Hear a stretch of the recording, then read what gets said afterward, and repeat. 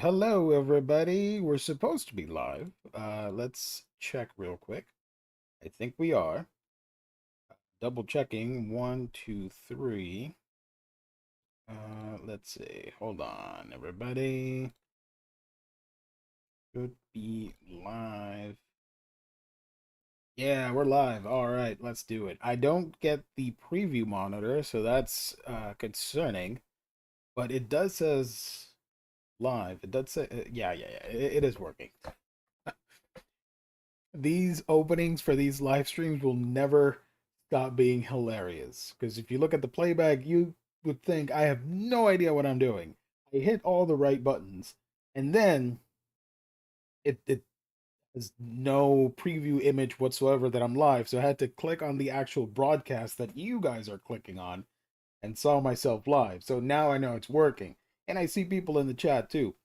That's awesome. Also, I love how random I pick my starting time. I was going to do it all week. I've been thinking, man, I should stream again on a Saturday.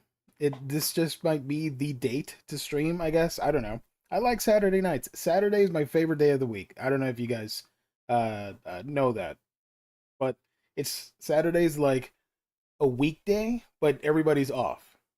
So it has that vibe. Meanwhile, Sundays I absolutely despise. So Saturdays, love it. And Saturday night, let's go. So we have 1 hour left till Sunday. So let's try and keep this stream under an hour. If you're joining live, thank you so much. And if you're watching later, thank you as well. I no longer review anime on on my main channel, Manga Geekdom.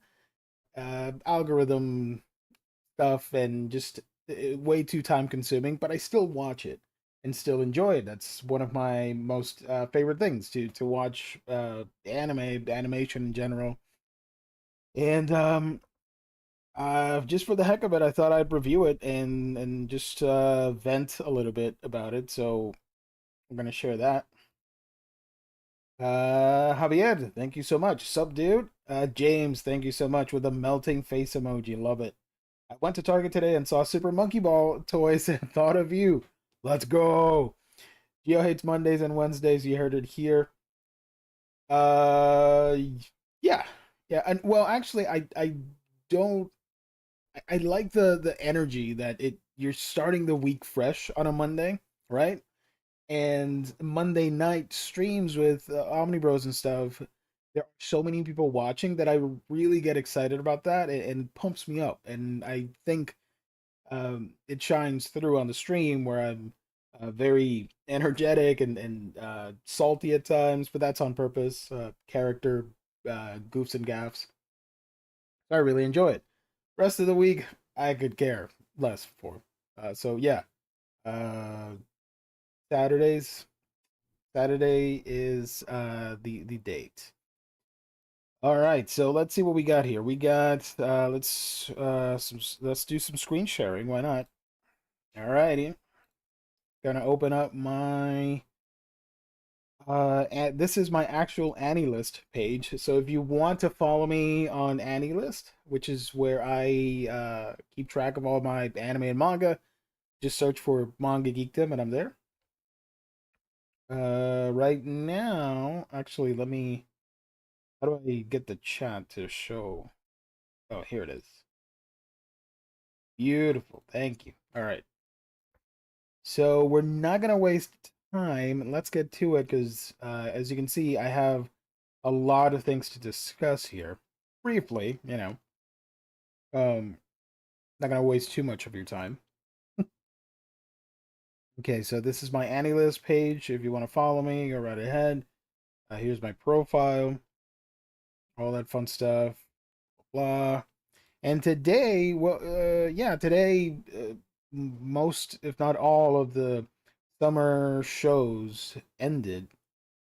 So I can talk about what I thought of the season, which I thought it was pretty good overall. It had some very unique shows. Like, take a look at this insane list right here. All right, is it showing? Yeah. Got Oshinoko, alias sometimes hides her feelings in Russian. Tower of God season 2, my dear friend Nokotan. Wistoria, Wand and Sword. You got I never know how to pronounce this. But too many losing heroines. There you go. No longer allowed in another world. Suicide Squad Isekai. The Elusive Samurai. Days with my stepsister. What the hell? Failure Frame. I became the strongest and something something. Pseudo Harem. I parry everything. Fairy Tale 100 Years Quest. Overlord. Sacred Kingdom. Osan Newbie. I did not watch that. Shoshimin. It's a weird name to say. Strongest Magician, 2.5 Dimensional Seduction. Why does nobody remember me in this life? I don't know. Kimi no Todoke from Me to You, Season 3, Our Last Crusade, Code Geass, Senpai is an Otokonoko. I hope I pronounced that correctly. And yeah, the list goes on and on and on and on and on and on and on. I did watch some shows and dropped some shows. I watched almost everything that I had on my list. I had to drop some. But yeah, lots of good stuff overall. I mean, take a look. I wish these Shin-Chan movies came out over here. I would love to watch this one with the dinosaurs. And these are usually at the bottom. You find the kid shows, which is ironic considering this is all animation, which is available for kids. But you know what I mean. Okay, so let's go to the first one here. Hold on. Go. Okay. All right. So on Mondays, I started watching Mayonaka Punch. There we go. H Field, thank you for joining another wacky stream. I promise, no Super Monkey Ball tonight, no gaming. Next stream, I will goof around and I will stream some video games because I'm currently playing Sonic Superstars, which has been a lot of fun for me. And I just got where is it? I just got Zelda Echoes of Wisdom, so I do want to play a little bit of that on stream with you guys. And yeah, but for tonight, it's just back to business, anime and manga, baby. All right, so Mayonaka Punch, this anime really surprised me. It's a lot of fun.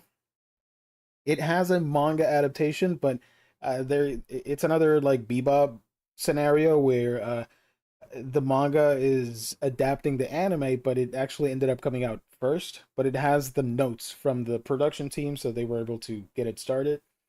So it is meant to be an adaptation, even though technically, because the anime started in July and the manga started in March. But it's meant to be like the original source is the show. So what the heck is the show about? You follow the character of Masaki. I hope I'm pronouncing that correctly, or Mazaki.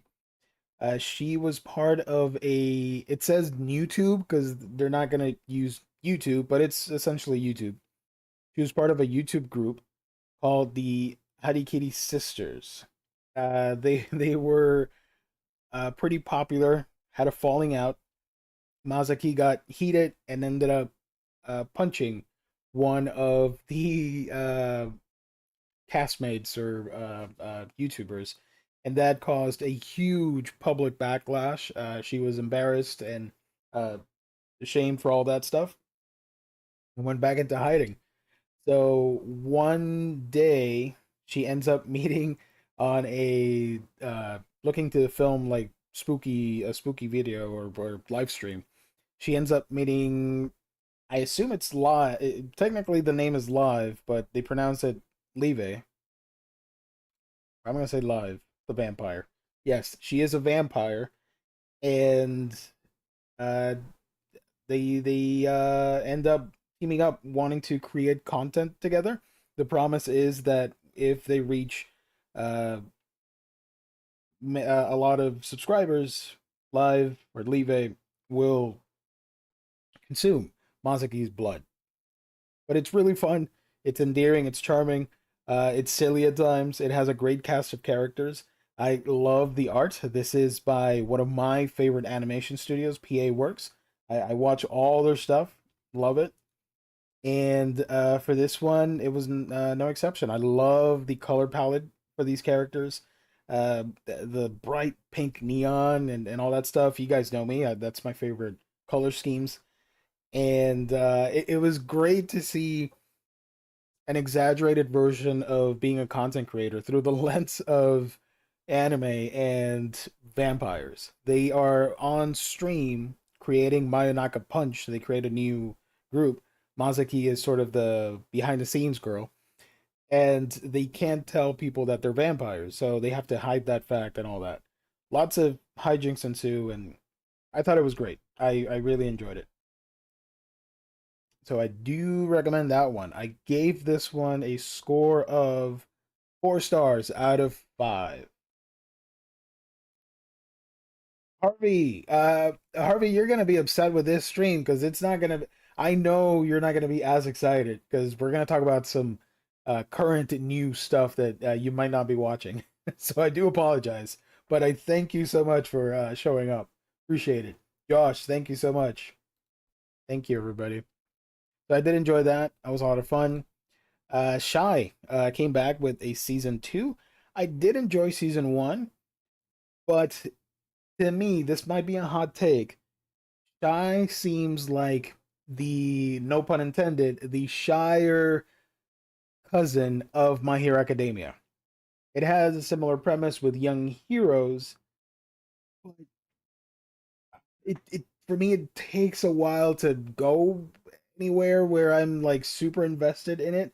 I love the character of Teru. She is super wholesome and fun, and I like that all the heroes represent the different nations. This is a fictional world in the future where, after I think it was World War III, heroes started popping up, and there's sort of a Justice League that overviews the Earth or whatever in space, but there aren't a lot of heroes, which bugged the heck out of me. And you're mostly following, of course, the main protagonist, Teru. Her code name is Shy. She is the hero of Japan, and she's super shy. So, channeling My Hero Academia, maybe she's not the strongest, but she will be. And in this season, she meets some characters that become like lifelong friends and all that. And they do fight the main group, which are these kids that, if memory serves me right, they want to hollow out people's hearts and get rid of their emotions and sort of like make them all monster creatures and all that. It's standard superhero stuff. It's fun. The animation's great. I think 95% of the time the show looks amazing. But I don't know. It feels like it needs something like an adrenaline boost or something to happen in this show. I do like it, but I don't know. Kind of underwhelming at times, but not a bad watch. This one is done by who drew this? 8-Bit Studios. There we go. I think they do a good job on Blue Lock. There we go. Yeah. Shy might have a better fan base than My Hero Academia. That fan base can. Oh yeah, absolutely. I agree with you 100%. I would rather have a million Shy fans than one group of Academia fanboys. Holy crap! From what I've seen on social media, no, thank you. But yeah, I do recommend it. It's just, I hope season 3, whenever it happens, gets a little bit more intense because it has promise, and I like the whole each nation has a designated hero, and the dynamics are great. Actually, the Russian hero, I forget her name. She's actually one of my favorite ones. Pesha. There you go. Of course, she's drinking vodka. Stereotypes, but she's really fun. All right. Oh, and I gave that like a 3 out of 5. I do the ratings on Annie List with stars 1 out of 5 or whatever. I don't like to do 10 because why do we need to rate things 10? What 10 things are we rating it on? I just do 5. Like horrible, not so horrible, mid, excellent, and holy crap, this is amazing. That's my review system in my head. Next up, Spice and Wolf. This actually started in spring, but it ran for 25 consecutive episodes. I have to admit, I thought I was gonna like this. I liked some of it. I like Hollow and Lawrence's relationship. That is probably the highlight. But the whole economic system and the marketing thing and or not the marketing, the trade stuff, I could care less. I was not invested at all. It's a remake, of course, of the uh, original anime and the anime and the original light novel, and it's gonna get another season, which got announced. I will tune in, but it's mostly again for the main characters. I did not care for most of what they were doing. I just wanted to see them chill and be happy. But it was a nice way to spend a Monday evening watching this. I'll tell you that. This is done by which is totally random, by the way. This anime is done by the folks that did Interspecies Reviewers. Passion, right? Let's see if I got that right. Hey, look at that, Passion Studios. Yeah, so they do a really good job. I like the way they draw the characters. Um, Interspecies Reviewers. I may be a fan of that. Who knows? I'm gonna not dwell on it too much. You shouldn't either. All right, Spice and Wolf. Merchant meets the Wise Wolf. That was fun. I gave this I probably a 3. Yeah, 3, which is just mid for me. Sorry. On Tuesdays, the magical girl and the evil lieutenant used to be arch enemies. I did not know the story behind the manga, and when I find out, I got depressed for a whole day. The fact that the creator passed away before finishing this book really upset me that day. And after so many years, because the manga came out back in 2013, it obviously got canceled in 2015 because of the creator's passing, Kokoa Fujiwara. And it recently got announced, I believe it's Yen Press that's doing the release. Did it come out already? I'm not too sure. Probably. But it is coming out from them, and it finally got an anime adaptation. So I don't know if they adapted all 3 volumes in this one. It's only 12-minute episodes, which is a bummer. I would have preferred lengthier running time. But this was a lot of fun. Super charming, silly goofiness at times, and pretty romantic too. You got this world where you got like evil overlords, I guess, and they're trying to take over the world, and the Bishojo magical girls stand up against them.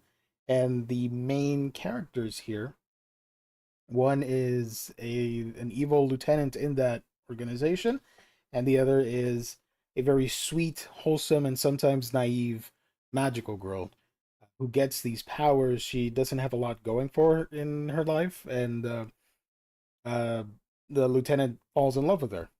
And each episode you get different scenarios and different characters are introduced. Overall, really fun. I do recommend it. I think I gave this a 4. Yeah, 4 out of 5. This was animated by Bones, baby. Bones does a good job. What a contrast. My Hero Academia, Magical Girl, and the Evil Lieutenant, baby. Love it. All right. Excuse me for a second.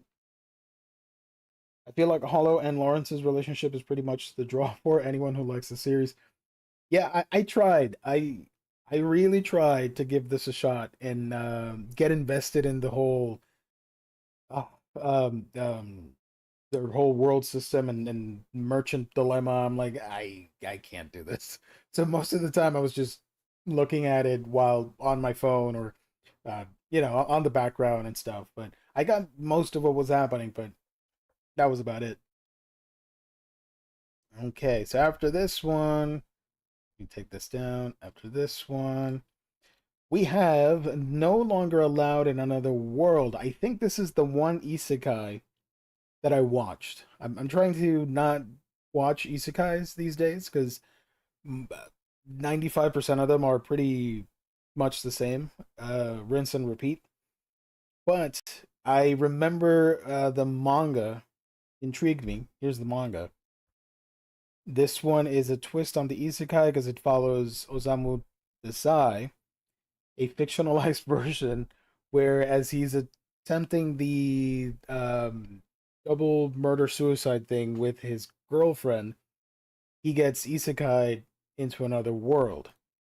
And in this other world, um, they're gonna he's gonna team up with other characters, and he doesn't want to do anything, but just goes with the flow and then ends up helping the people in that other world and fighting the bad guys and all that stuff in his unique way because he ends up having this ability where he can write your story and that text has the power to send you back to another world. So at some point during the series, you find out that there are a lot of isekai people there, and some are up to no good, others are actually good people, and the ones that are bad, um, he helps them send them back to our Earth, I guess, our world.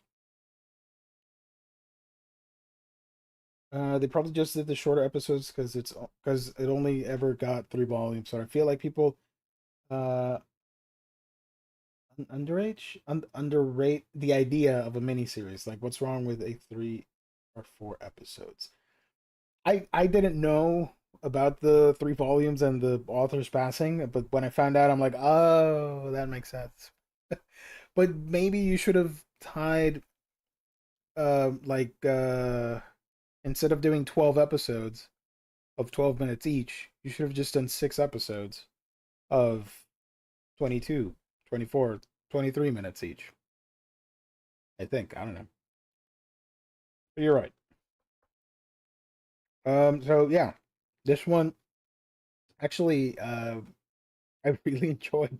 It's a lot of fun. The contrast of all these bubbly, high energy characters, and then you have Dazai, who just wants to. Now that he realizes that everybody gets sent to this world, he's gonna look for his girlfriend and maybe attempt the suicide thing again. And every time he tries, he can't. Something like a slapstick comedy bit happens, and he can't finish himself off, if you will. That sounded weird, but you know what I mean.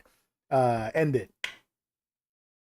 So it has a lot of fun characters. Annette, she is elf, elvish uh, priestess with a lot of personality to her, and you got Tama, who is a cat girl, and she is honest and cute and kicks butt because she does martial arts and she's a badass at fighting. And then you have this guy, kid, Near.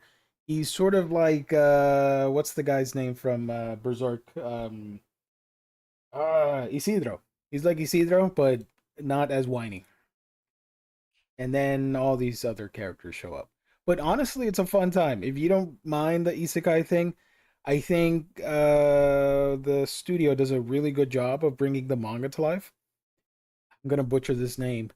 Atelier Home Dark. They did Uncle from Another World, and now they're back after 2 years. That's pretty interesting.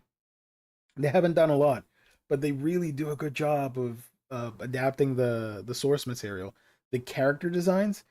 This is one of the most uh, anime looking animes that I've ever seen. If you look at an episode and notice the character, the facial expressions and the eyes and stuff, they are so round and bubbly that I was entranced by the show, and I just kept watching because I really enjoy how bubbly everything looks. I really, really was surprised by this. So I gave this a score of a 4 out of 5. I thought it was great.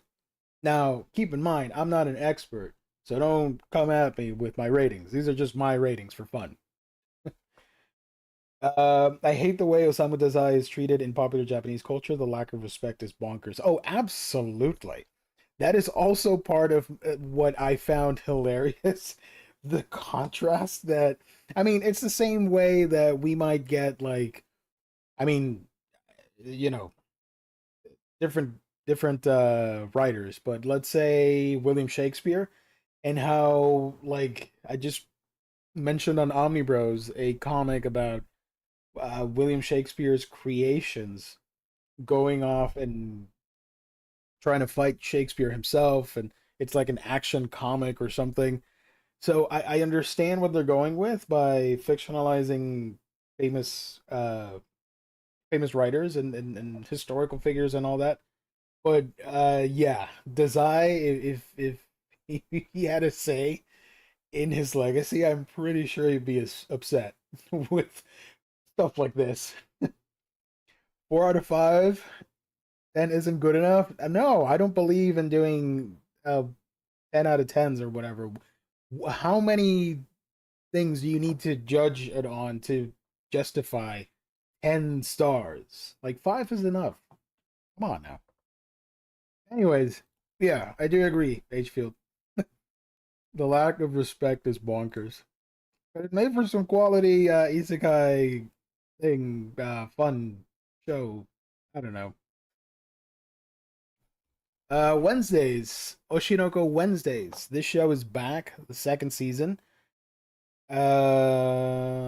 Watching. Did I finish this? Oh no, this still has one more episode to go because it got delayed because of the Olympics or whatever nonsense. Oshinoko, I enjoy this animated way more than in manga form. The colors on this thing are just amazing, and I think they do a good job of adapting the characters and fleshing them out and stuff. I do think it is a solid adaptation. You can't go wrong either way, source material or the anime. So here we finally get the play, which I thought ran on for way too long.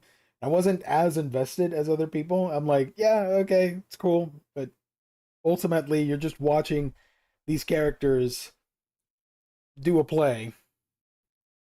Okay. It's the stuff after, which I think the final 4 or 5 episodes that are really interesting and bring more of that drama and unusualness of the world of the Oshinoko, with Aqua and Ruby traveling back to their hometown to do something that I'm not going to spoil, and Ruby finding out about something in the last episode, which was pretty spectacular and horrifying. So yeah, I do recommend it. I have not given a rating for this, but it's easily a 4 or a 5 out of 5 for me. Alia sometimes hides her feelings in Russian. I thought I was going to enjoy this. I love the character designs. Like, look at the two leads here. I love how they look. That was about it. I do not care about this show. I saw the first 3 episodes, and by then I was already out. But I am committed to watching the whole thing. I I like to honor the production companies that do these things, and they work so hard at it that I feel it's um I don't know. As a fan, I don't want to just tune off or whatever, tune out. I'll watch the whole thing out of respect for the craft, and I could care less about the politics of the student council and having an election and the creepy sister that was extremely perverted throughout the whole show. Like, way too much compared to the source material. I don't know. I did not like it. If Oshinoko keeps getting series, I wonder how anime onlys are gonna react to you know what? LMAO. Hmm. Yeah, wonder gonna yeah. Oh yeah. I don't know. Maybe I was in the minority because I saw on Reddit that people were loving this show, but I could care less. It's probably gonna come back for a second season, but I will not be watching. I gave this a 2 out of 5, baby. And I'll be honest, I don't love high school rom coms. I I'll watch some, but I'd rather watch adult characters and like uh shoujo and josei manga and stuff like that. That's more appealing to me. But I say that, and then Danger's in My Heart is one of my all-time favorites. So whatever. Who am I to judge? Speaking of judging, this is just on how insane and bonkers this series is. I have to place it on the top shows of 2024. My dear friend Nokotan. This is just like chaos incarnate in 23-minute episodes for 12 straight weeks. It aired on Crunchyroll, it aired on Amazon Prime, which surprised the heck out of me. And even the producers were shocked at the immense popularity worldwide. So many, I love the memes for this series so much. And the opening theme song and the characters, it's all just fantastic. That said, I would not want to read the manga because I feel like so much of the humor that made this a hit comes from it being animated. So you have the voice acting, you have the full animation for the gags and stuff. But it was so good. I loved it so much. You follow uh Noko Shikanoko. She's a deer girl. We never really got why she's a deer hybrid person, but she is. Just go with it. And they formed a deer club at school. And the other character, what was her name? Horako Koshi. She used to be a delinquent, but is hiding that now because she's like the super popular girl at the school. And she gets roped into all these adventures with the protagonist, and it's insane. I love this. I gave this a 4 out of 5. Simply, I couldn't give it a 5 out of 5 just because of how chaotic it is. There is some semblance of plot structure, but for the most of it, it's just mini stories and gags within each episode. There are interconnecting themes, but it doesn't really matter, and you could probably watch most of the season out of order, and you'd still be fine and fine with it. So yeah, my dear friend Nokotan. And the manga is actually came out a while ago. Seven Seas is putting it out. Although I don't think the manga sold out. Um, I thought it was gonna sell out. It just went out of stock for a few months, and then it came back. But it's not out of print or anything. So yeah. Oh boy. Um, let me just vent for a minute. I wanted to like this. I really did. I gave this a shot. This is Days with my, Days with My Stepsister. I did not know that this was a what do you call this? A multimedia project where it's like the anime, the manga, the light novel, the games and stuff. It's all adapting the same thing or interconnected or whatever. You don't have to read everything or consume everything, but it's all part of a bigger story. I don't know. It typically is, but with this one, I don't see it going down that route. Essentially, these two characters. Gonna read their names because I can't remember any names right now. Yuta and Ayase. They suddenly become step siblings. She's like the super popular girl at school, might have a notorious reputation because of her looks. People think like she's of a certain crowd, but she's actually a very wholesome, insecure young woman. And then you have Homeboy here, who is just a regular nice kid. He's got some trauma and stuff, but nothing too major, I guess. And when his father remarries, Yuta ends up sharing a roof with his new stepsister. I thought, okay, sounds good so far. It could be like a fun family dynamic. It could be a good drama of them becoming a family. And you have that in there. But then the description here says Saki Ayase, the hottest girl in his grade, carrying the scars of their parents' troubled divorces, now they vow to maintain a respectful distance. But what starts as a cautious camaraderie blossoms into something deeper from shared experiences. Is it admiration, familial love, or something more? At some point during the show,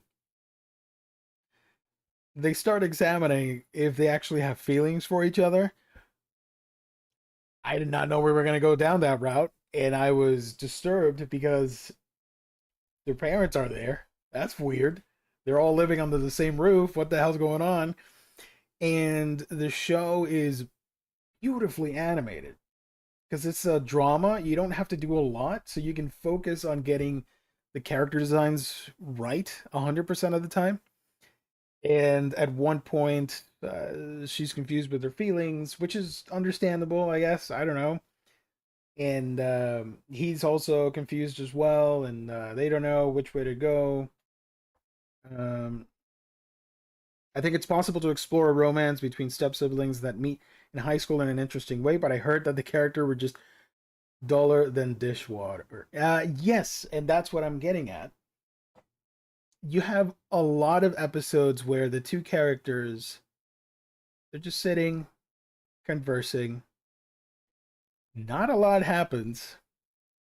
There's a lot of quiet time.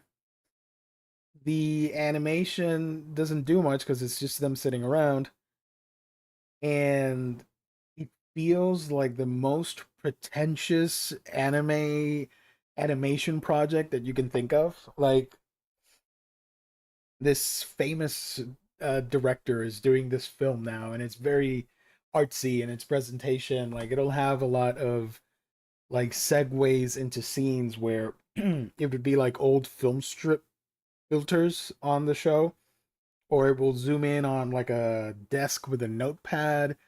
These artsy transitions, which I like, but I wasn't a fan of. And then the fact that for like half the show, they don't know if they want to get it on or actually be lovely with each other as brother and sister. And the end result, I was not a fan of. So I gave this a whopping 2 out of 5. I couldn't do one. I'm not that heartless. So shout out to Days with My Stepsister. Also, shout out to Yen Press, who sent me a bunch of cool stuff, a lot of new releases. And one of the books that I got is Days with My Stepsister, the manga. So I'm going to read it and compare it to the show. Hopefully the manga's better. I'm looking forward to spotting any differences. But I will be talking about Days with My Stepsister soon on the main channel. Spud Boy, thank you for joining. Um, the next one here is, sorry, candy in my mouth. Very professional. Apologies. Um, Pseudo Harem, which I did not know anything about.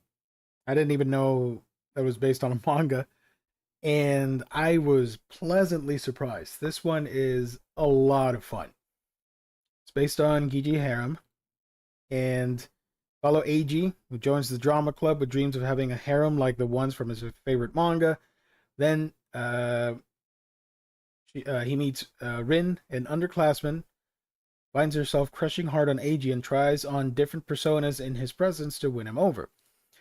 Like she'll do like the cool girl heroine voice, or she'll do like a tsundere, and all the different tropes in characters in anime and manga. And it's mostly about a very funny, quirky, wholesome relationship that forms between the two. This was a lot of fun, and it has a great ending, a very satisfying ending. I do recommend it. The art isn't anything to write home about, but where it excels with the animation is the character designs. Of course, it's based off the manga, I get it, but it looks fantastic. This is by Nomad Studios, who I'm not extremely familiar with. I've only seen Dropkick on my Devil from them, but I did enjoy this. And it is voiced by the GOAT, my favorite actress, Saori Hayami. I love her talent. She's amazing. Anything she's on, any anime that she takes part of, I'm there and I will support it 100%. She's awesome. So, the highlight, the star for this show is Saori and her performance as Rin, because she has to do all the different personas or characters that Rin is doing to impress Eiji. And Eiji's a little bit clueless, but he comes from a good place, and it was just really satisfying to see this. I wish all romantic comedies in high school were like this one. That's how much I liked it. I do recommend it. It's fun. I get how much did I give this? 4 out of 5. There we go. I think I dropped it from 5 out of 5 because of the animation itself. This one surprised the hell out of me. I did not know about it. I read the description before it aired, and I was really intrigued. Senpai is an otokonoko. Hope I pronounced that correctly. Makoto Hanaoka. Uh, Lives about to get more complicated. Saki Aoi, a lively girl with loads of confidence, confesses her love for Makoto. When he fails to reciprocate, Saki declares she will be his first love. She shares her goal with a mutual friend, Ryuji Taiga, there we go, who also confesses his crush on Makoto. Stuck in a love triangle, Makoto must find a way to make it work and have fun.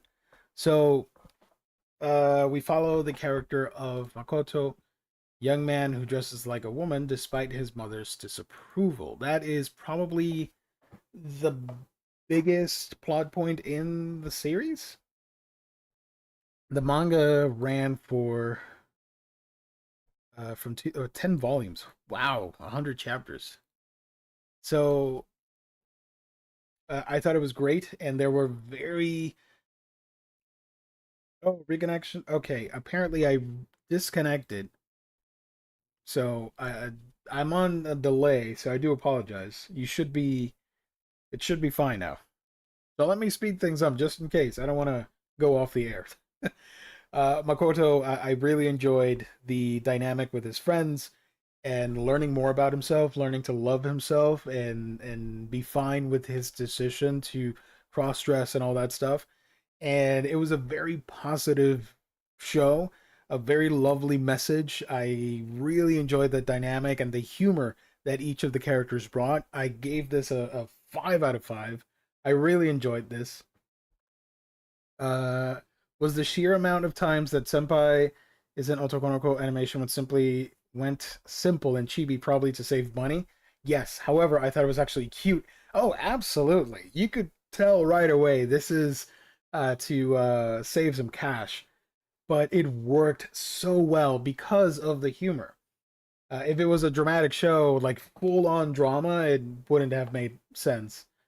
Um, James, thank you so much. Heading to bed. Have a good night, sir. Thank you as always for tuning in. Thank you, thank you. So yeah, I cannot recommend it enough. It is fantastic. Great characters, great message, a very inspiring story that I hope a lot of people tune in and watch. The world could definitely use more positivity, and I'm very excited, looking forward to the movie, which is really awesome that it's getting a theatrical follow up. Senpai Otokonoko Ame no Chihare, which I don't know what the translation is, but let's go. Dig it. It's a shame it's not going to be on TV, so we're going to have to wait a while for it to come to streaming. So that always sucks with movies, but at least it should look great with the animation and stuff if it's got the movie budget. This was done by Project Number Nine, which is hit or miss. You know, last year I watched some of these shows. Story of the Man Turned into Pig, and which was okay animation wise. Kind of bad, honestly. And then you had Vexations of a Shut-In Vampire Princess, which was really good. Probably one of my best favorite looking shows from last year. But at least for this one, we did get some fun animation. So I do recommend it. Now, this is probably one of my favorite shows of the year. I don't care what you guys might think. This is my list, so I'm going to stick with it. This is in my top anime of the year. Red Cat Ramen or Ramen Akaneko. We follow these cats. They are adorable. They are so cute. And I am slightly depressed that the show is not airing at the moment because, yeah, I do read the manga and it's fun, but it's always cool to hear these characters. And they are, I guess, like mostly bipedal cats. They can talk. They do explain a little bit why the cats talk, but it's nothing like magical or anything. It's just like when they no longer, I thought it was when they no longer need the help of humans or something. Like the necessity makes them talk and learn the language or something like that. It's a little bit weird, but it doesn't have to make sense. It's a fun, wholesome show about cats running a ramen shop. And the one human girl, she gets recommended to work there, so she ends up helping them first as an intern. And every episode, like day to day stuff happens of running a shop, very slice of life oriented. The animation, it's mostly CG, but I don't care. It's fun. It's so much fun to see the cats. I love them so much. Bunzo is the goat. I love that so much. I love orange cats. So I was right at home with my boy here. He's so cool. I mean, look at that guy. He's got a freaking uh bandana thing on his forehead, and he's an orange cat. He's the head boss chef of the shop, and you have the other characters as well. Is one of my favorites. He's a gamer cat. He plays games on his computer. That's awesome, and he's in charge of arranging the food and side menus. Cats meow to mimic baby cries to get good. They don't do that to any. They only do that to humans. You got Hana.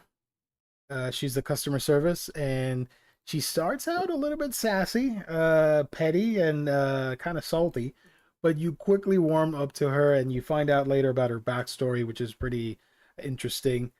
Pudding or Sasaki, he is the manager of the shop, also super cute. He's the voice of reason and most of the time, along with Bunzo. And Krishna, the tiger. But she's actually a scaredy cat, and she's the one in charge of crafting and making the noodles. She's voiced by Saori Hayami, the goat. Of course, I was going to tune in. So she did a great job. And Tamako, I have to point out, the only human employee. She's great as well. So everybody's super fun. It's based off this, which was originally a web comic, not a manga. And it recently, I think it was last year, it got picked up to be serialized as a manga. So now it does have a printed version in Japan. Fingers crossed it gets announced. I would buy the hell out of this and proudly display it. I already got the Bunzo Nendoroid pre-ordered. I'm all in, baby. I love this. This is like top tier anime for me. So I do recommend it if you want a fun time to distract yourself from the reality that the shitty world that we live in. Tune into Red Cat Ramen, please. You're gonna have a lovely time. It's so good. It's only 12 episodes too. I hope it comes back for season 2. And the opening, whew, banger. Fridays. Quality assurance in another world.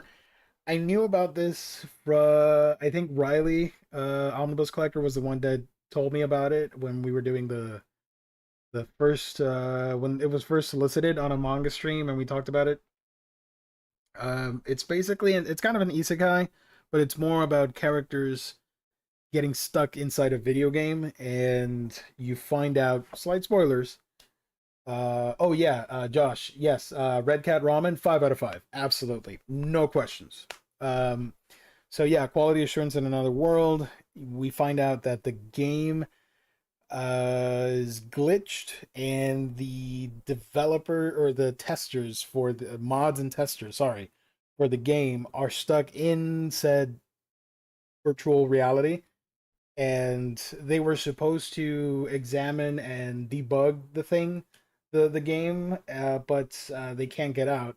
So most of the people decided to just live in world and do horrible things like super sadistic, violent things or sexual misconduct, stuff like that.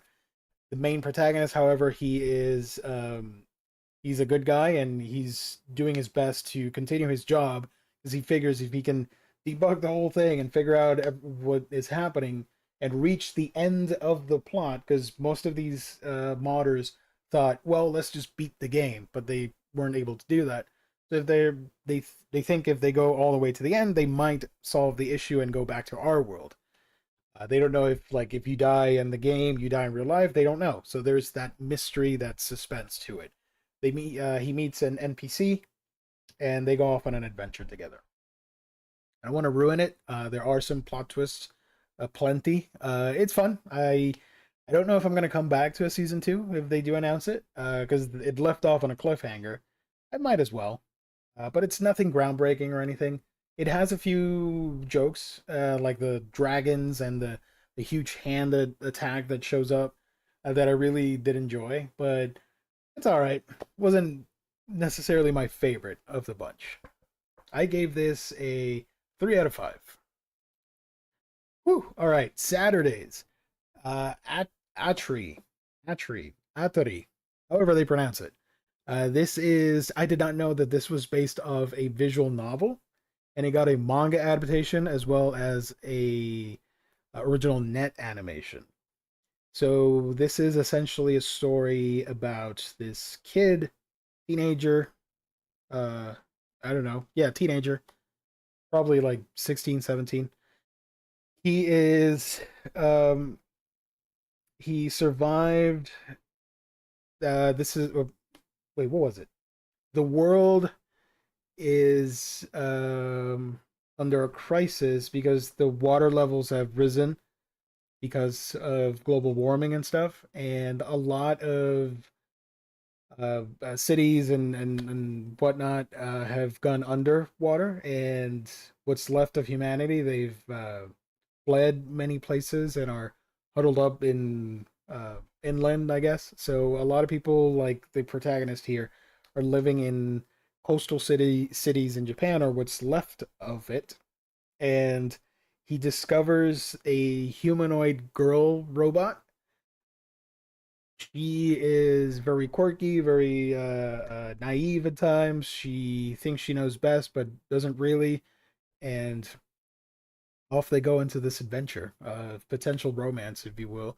Of course, finding out about her history because she remembers some of it. She has a mission that she's supposed to fulfill that was left by the protagonist's grandmother, who was this famous scientist and inventor. So it's stuff like that. You've seen that.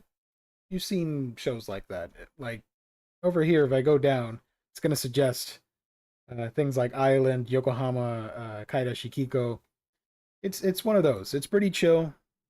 Doesn't do much until the last portion of the show where the plot amplifies and you learn more about the backstory with Atari, which was pretty dramatic, and I can see why because it's originally a visual novel, and those tend to get like super dramatic as you play along. But it's fun. I do enjoy it. I like the color palette on this one a lot. Obviously, with the sea and all that, you get some nice visuals. This was done by Troika Studios, which I'm not a huge fan of. They do okay most of the time. But yeah, so far I'm still watching. I will probably end up doing either 3 or 4. Depends on how it ends, because we got one more episode to go. Min How to Become Ordinary. I thought I was gonna like it. The animation's insane for this show. I gave this a 2 out of 5. I was not a fan. I like the idea. You have this character called Kobato. He decides to become an honest, humble citizen after enduring a bitter experience known as wisdom work. He forms a pact with Osanai, his classmate with the same goal, and they plan to enter high school leading quiet lives. But for some reason, inexplicable events and disasters keep happening around them.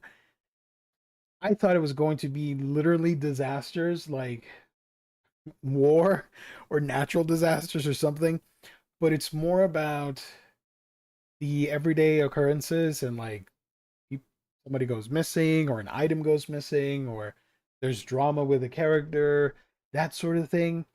And I never really understood the connection between the two because they can sort of link up and talk in a separate wavelength or something. And she gets all creepy.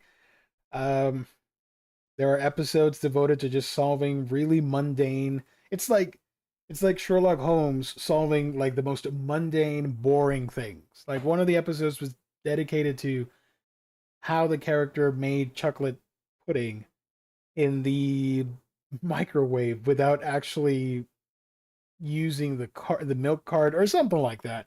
And they spent a whole 23 minutes trying to decipher that, which is fun and quirky enough, but I was not having it. I could have cared less, honestly. I gave it 2 stars because of the animation. It is honestly phenomenal. This was done by Lapin, who does good job. They did Murder Farce last year, which was one of my favorites. So I was not disappointed by the art. I knew it was going to be a banger, as the kids say. Do kids still say that? I don't know. I will. So yeah, don't watch it. Watch Murder Farce instead. My wife has no emotion. This was another one of the highlights of the season for me. It doesn't really do much, but what it does, I think it does really freaking well. It was surprisingly sweet and wholesome. You have Takuma. It says it right here in the description. He's awkward, single, and does nothing but go to work and come home, which I can relate. And he decides to buy a housekeeping robot and names it Mina. He, I guess, develops an affection towards the robot and ends up marrying the robot.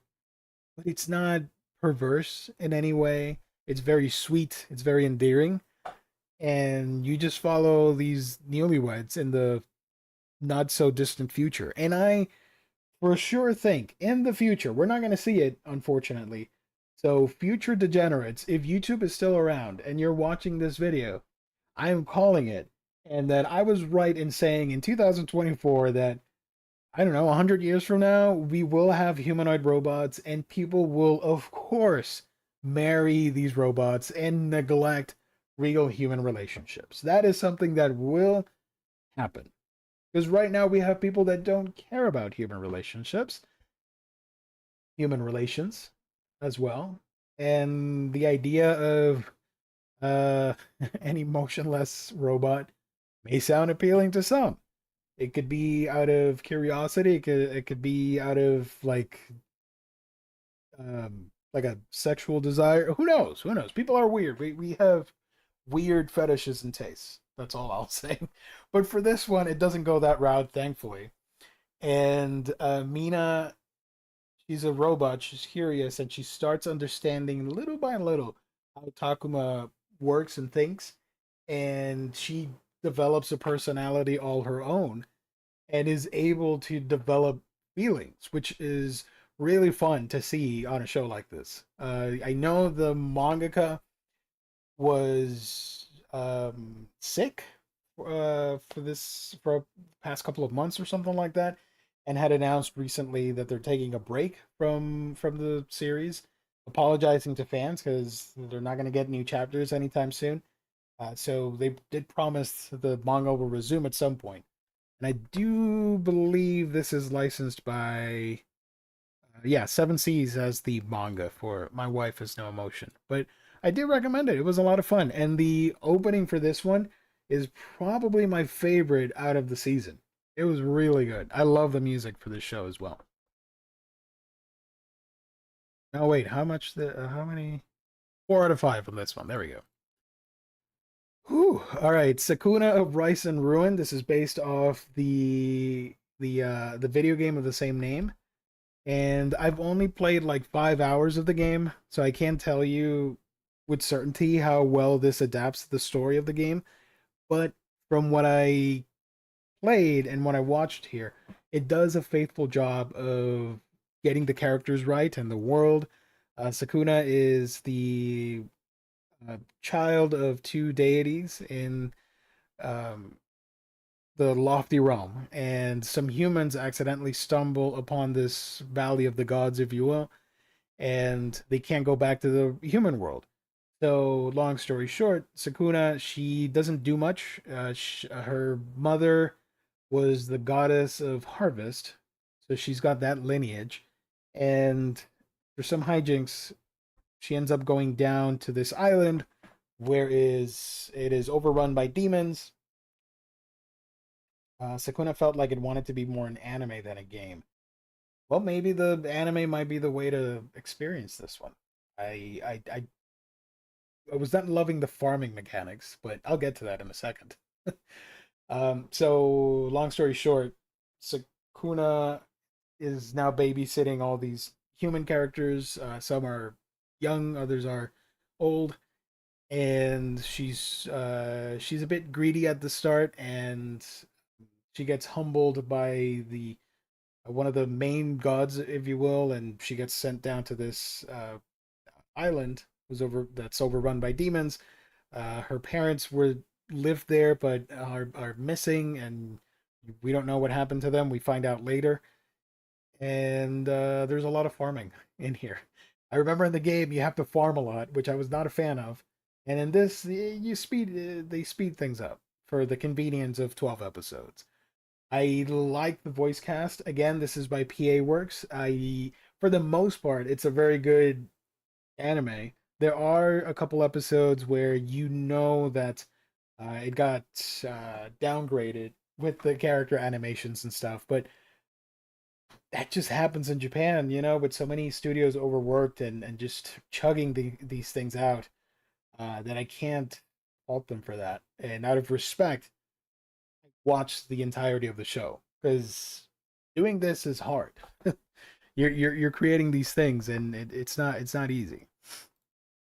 I thought it had a great finale, wonderful, super emotional finale. I loved it, but somewhere in the middle point of the series, it kind of lost me for a bit. I would like to go back to the game because I do plan on finishing it, and hopefully I can talk about it some more at some point. I don't know, but yeah, Josh, a lot of farming. I was not a fan of it. Elusive Samurai. All right, so the manga when it first came out, I read some of it and dropped it after like a volume because I just wasn't digging the whole strategy thing and all the info dump on it. It wasn't like fully for me. So I wanted to give this a shot because I was in the minority. A lot of people like the manga. So I thought, all right, the anime's coming up. It looks interesting. It's Cloverworks. I love Cloverworks. And I gave it a shot. I ended up really loving it. This is like amazing.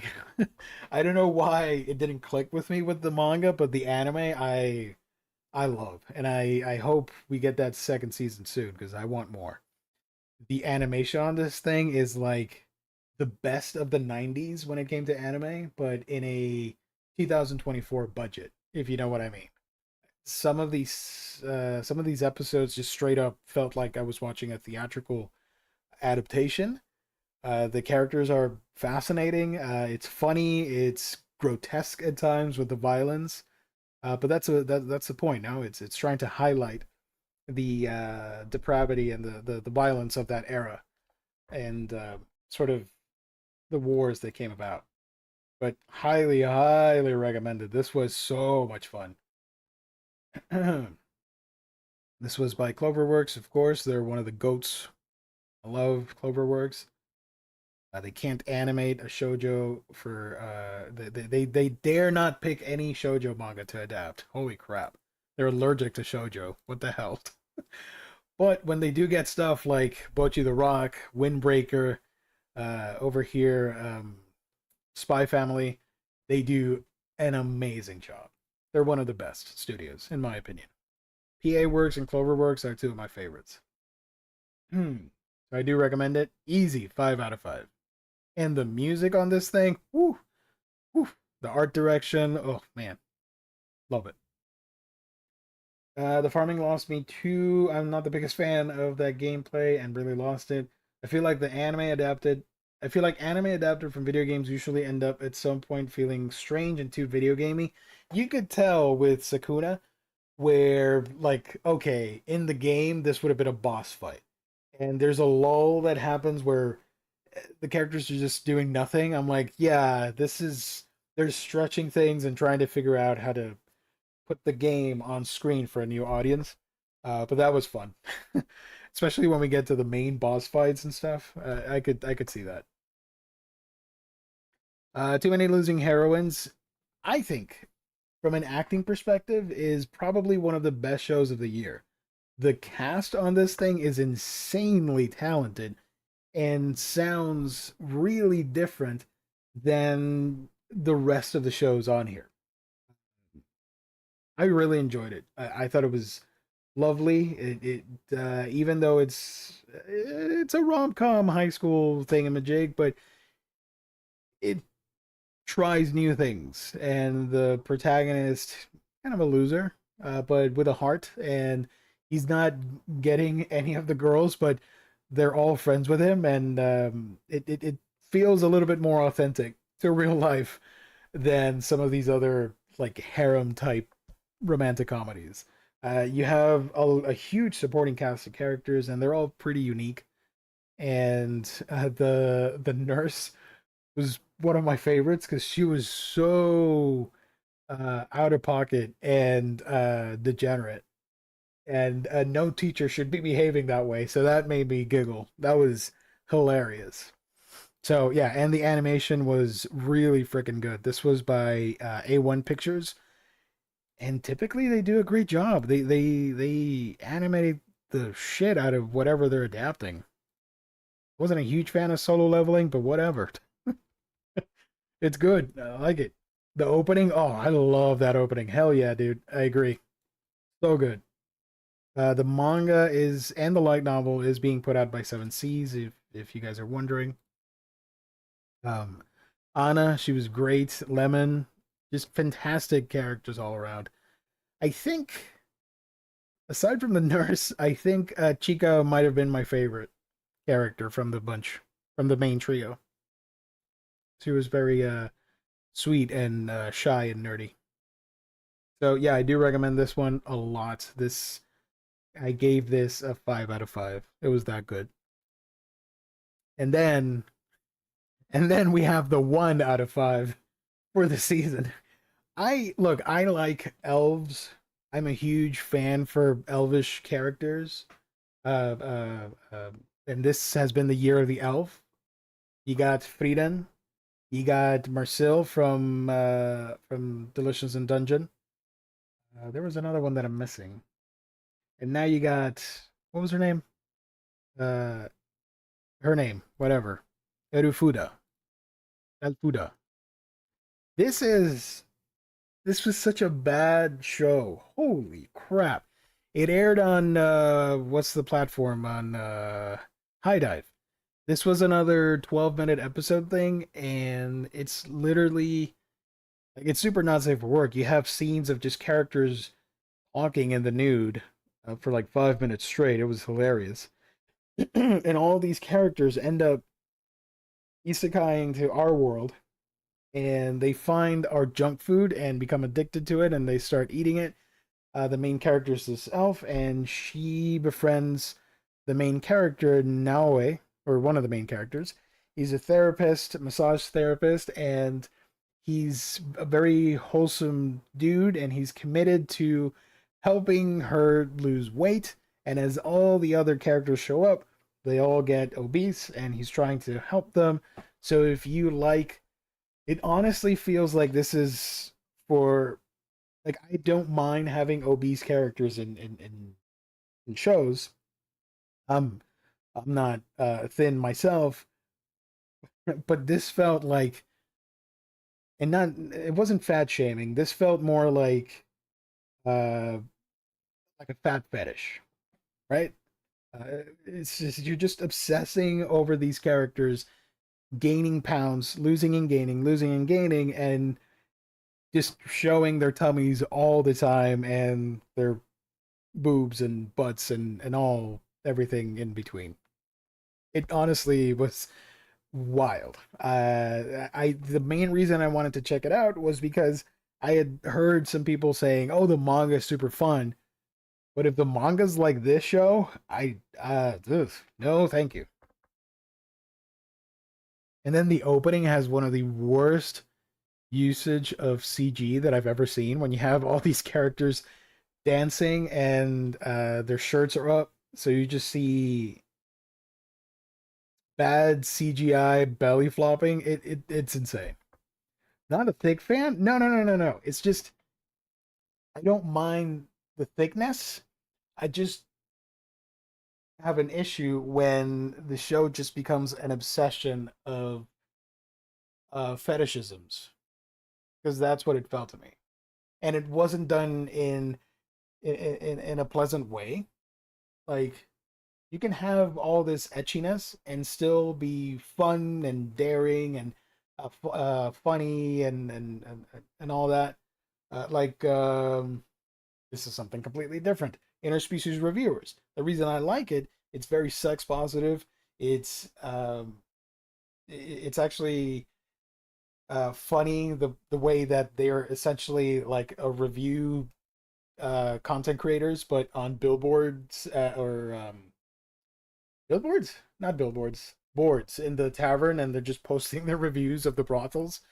But nothing illegal is happening. There's, I don't know, and I don't know, that handled the monster girls better than this, because you have orcs and wolf girls and dragon ladies and stuff, but I was not down.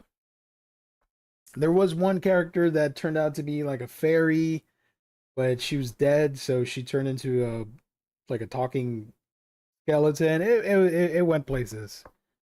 Not sure what the heck I watched there, but yeah, I gave this a 1 out of 5. It was not good. I, I would not recommend it. Again, if you like, watch Monster Musume and How Heavy Are the Dumbbells You Lift, please. These two are like masterpieces next to whatever plus size elf was. That's how much I disliked it. And speaking of disliking, Tower of God season 2, airing on Sundays. It's still going. I thought it was going to end with 12 episodes. Yeah, it's giving hella gross. Based off what you're saying about plus size stuff, it's giving less eating disorders are my kink with the gaining and losing, gaining. She would eat. She loves the fries, so she eats a lot of French fries, which is fun and whatever. It's a fun quirk thing, whatnot. And the whole episode, the main guy tries for her to lose the weight, but then at the end of the episode, oh, I found the food again, and she starts eating again, and she never really loses weight. The other characters tried and do the fighting thing, or not fighting, like kickboxing and cardio work and all that, to lose weight.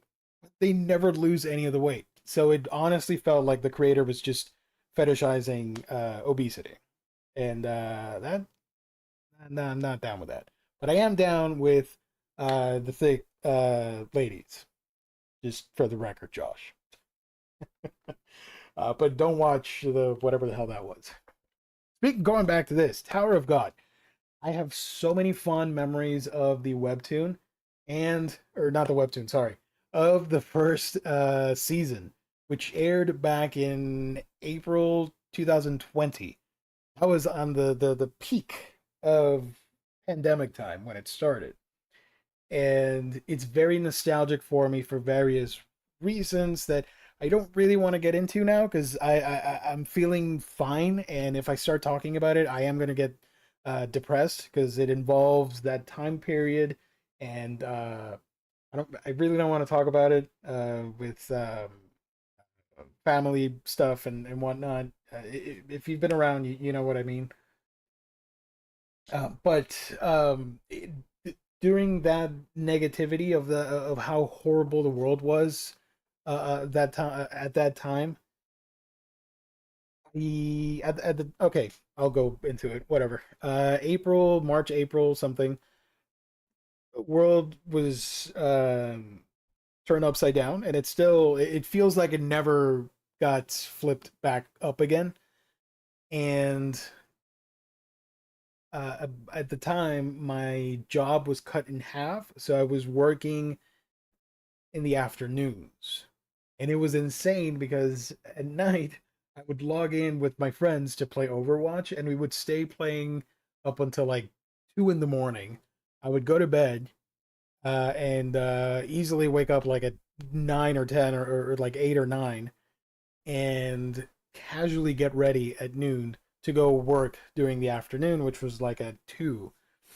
And when the anime started airing, that was my go-to show during lunch. I would eat lunch here at home, watching that and all that stuff.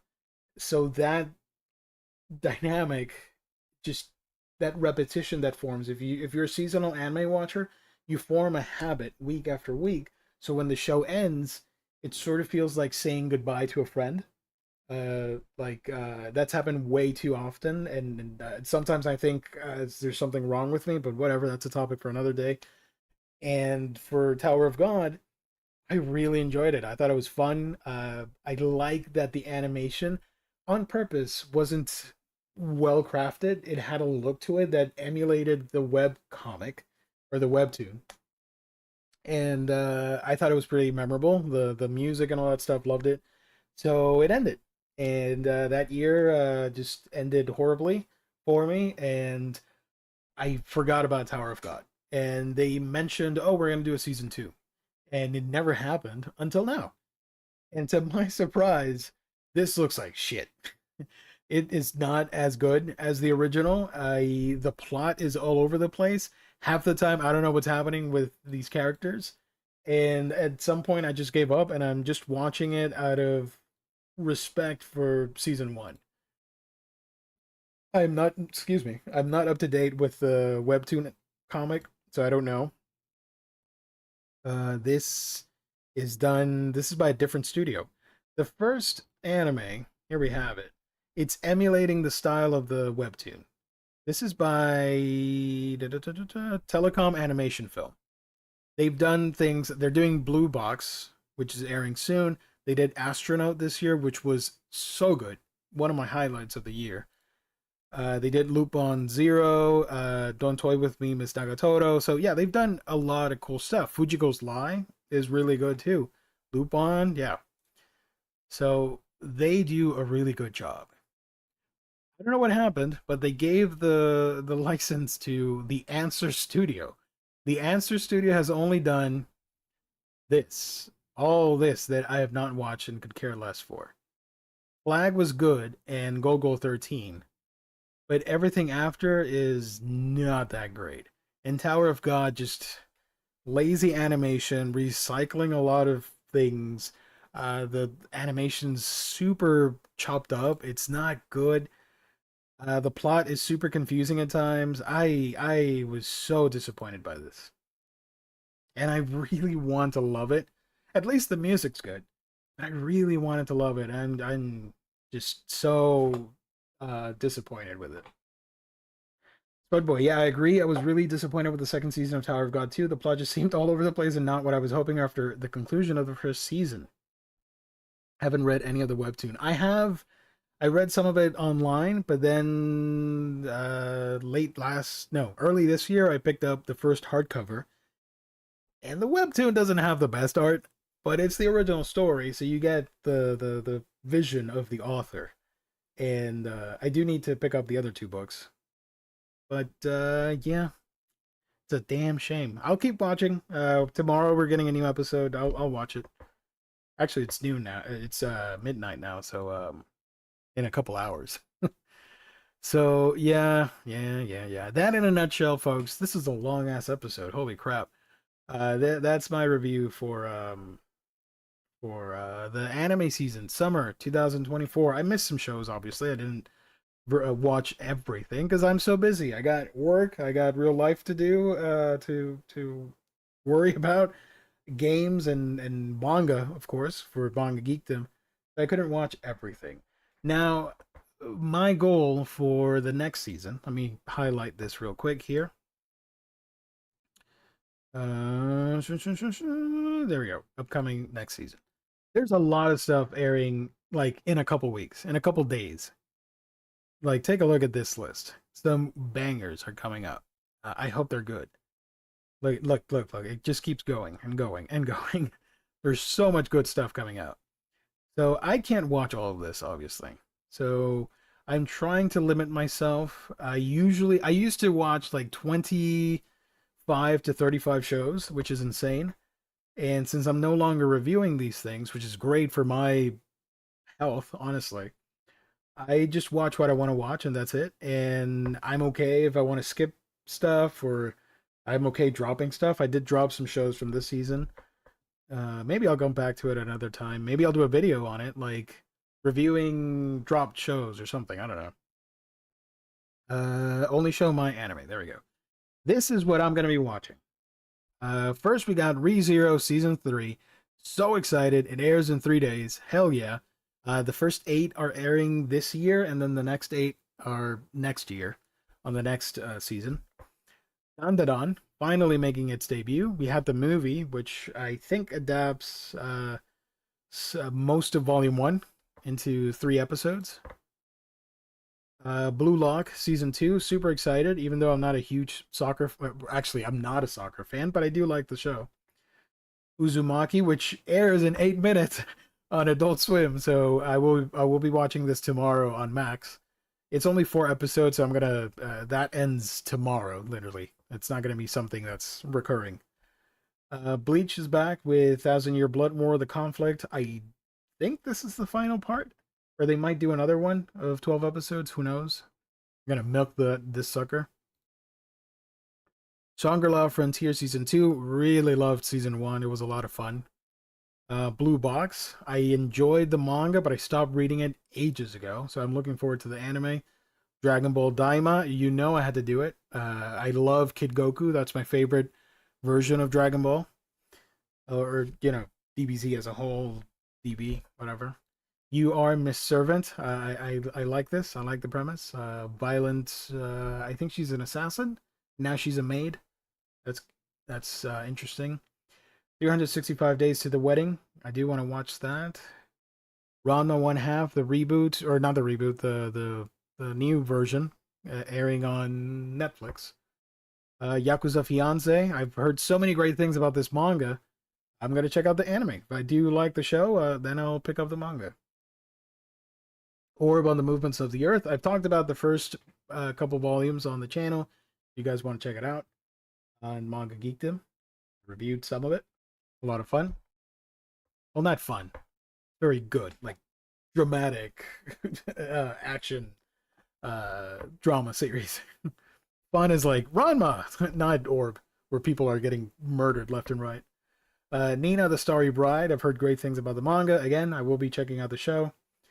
Let This Grieving Soul Retire. I wasn't going to check it out, but it sounds really interesting. Let me highlight that real quick.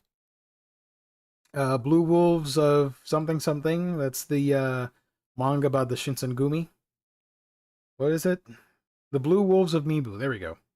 Blue Wolves of Malibu. I do want to check that out. And then this one, Let This Grieving Soul Retire. We follow Cry and his childhood friend swore to become the greatest of them all, but that dream should have died that day. Cry realized he wasn't cut out for the job. Yet expectations continue to mount. right along with Cry's fear for his life. While his childhood friends climb closer towards their dream, this grieving soul has one simple wish: to pack it all in and retire. I feel that. I feel that on a spiritual, physical level so much. In my old age, I feel that. So I do want to check it out. It sounds like it could be a lot of fun. And it's not an isekai, right? It doesn't say isekai in the it doesn't have any tags, but I don't think it's an isekai. Oh, of course. I am super excited for Magi Lumiere, Magical Girls Inc. It airs in 5 days. Acro Trip. I hope I'm pronouncing that correctly. And we got a yokai. Let's go. Let's go, my dudes. A Terrified Teacher at Ghoul School is getting an anime adaptation. Cannot wait for this. I've only read the first 3 volumes, but it's so much fun. It's like gag comedy about this teacher that is teaching at this school where everybody's supernatural and yokai. And Trillion Game, because I heard good things about the manga, so I'm going to check out the show instead. This is how I sample stuff. Before I get the manga, the different manga that you see on my videos, I sample stuff with the anime. So it's an inexpensive way to me for me to know if I'm going to buy the book or not. But yeah, that's all I'm going to be watching. There are more stuff like Overlord and whatever, but I don't care.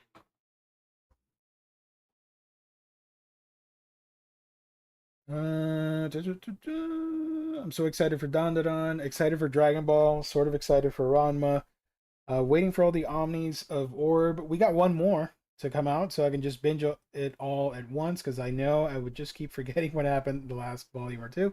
We have one more to get because it's 8 volumes total.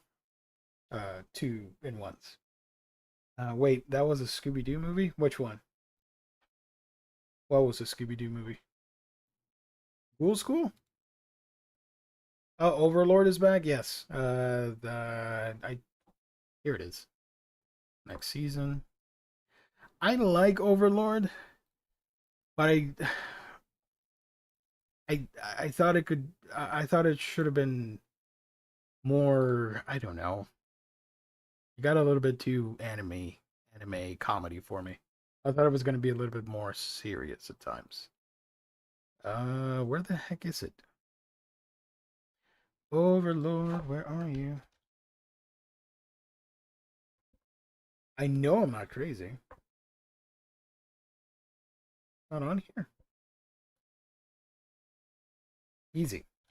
Overlord.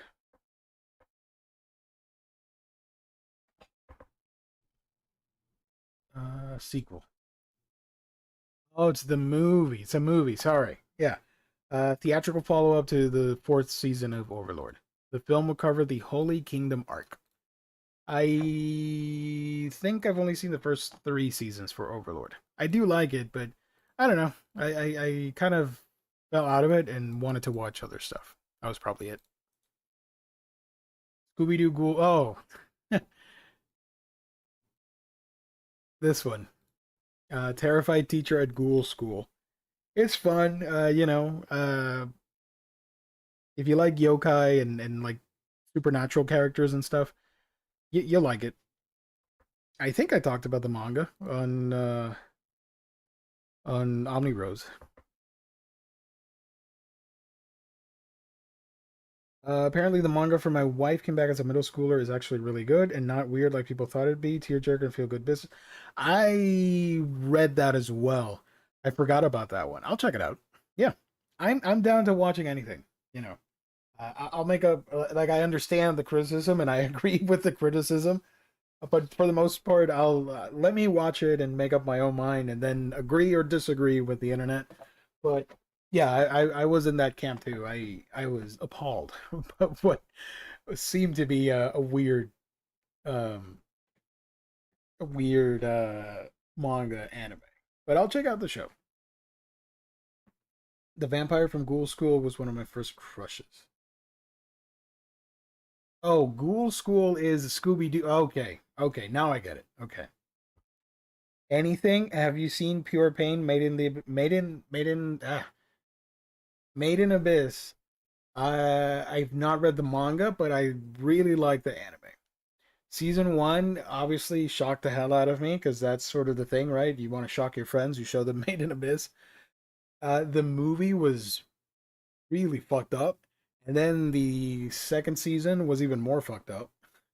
But I thought it was phenomenal, especially that the final episodes in season two. Amazing stuff. I can look past some of the choices that the mangaka makes because again, it's the anime adaptation. That's just me, but I get it. If you guys aren't comfortable with it, I totally agree and understand. Dun, dun, dun, dun. So yeah, that in a nutshell is the whole anime thing. Unfortunately, I went on for too long, so I'm not gonna get to the other stuff that I hinted at on the on the show's title. So okay, sort of a clickbait title. I was gonna show you my picks for the upcoming video because I am making for the channel. Let me take this off. There we go. I am making for the channel the oh, what is it? The must get manga for October that I do, the most anticipated manga releases. There we go. And there's so much stuff coming out in October. It's insane. I have to pick and choose because I don't want to talk for an hour on these books. But I think I have at least 20 recommendations for the month of October. Stuff like Red River, Trigon Maximum, the Lovecraft book, the there's some couple not safe for work stuff that I'm interested in. Let me highlight that real quick. Why not? Let's go to the Crunchy store.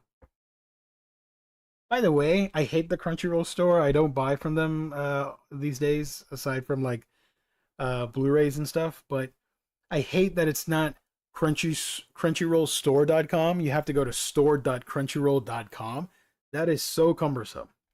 Anyways, that's nitpicking. You don't care about that. Let's see. Availability, pre-orders.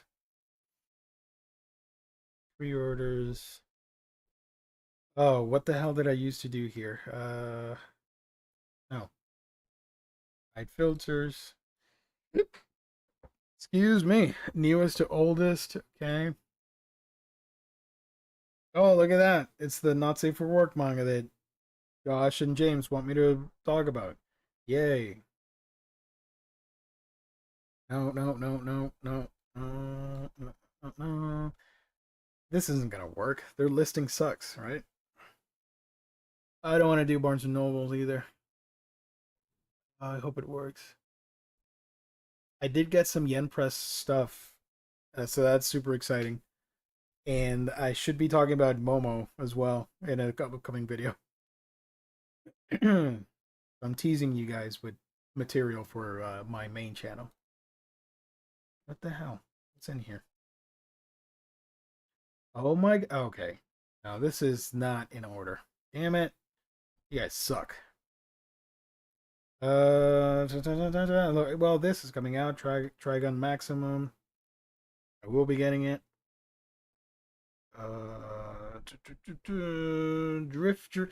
Drifters Omnibus. I'm gonna sacrifice it for now. I'm not gonna grab it. Hopefully, it stays in stock and doesn't go out of print. I will get it eventually. Nana and Kaoru is super spicy. I don't know if I mentioned it on here, but it's getting the sequel got licensed by uh, Faku, friends of the show. Under Ninja, no. X Men does not come out in October. This is a November book, right? Yeah, November. That's a solid cover. Love that. Not looking. I can't see the chatters. There we go. Right, right stuff was always so accurate and up to date with manga coming out, and when now we poor fans got a piece a meal for info together. When fucking catch you, Crunchy. This page sucks, man. I hate it. but they have good deals on the Blu-ray stuff, so that's why I use them. I mostly buy manga from in stock trades, buy anime, and Amazon. Not here, but I do keep my wish list month to month on here because it's pretty convenient. It's easy to do. Otaku's Vampire's Love Bite comes out next week, which is the 1st of October. I will be talking about that.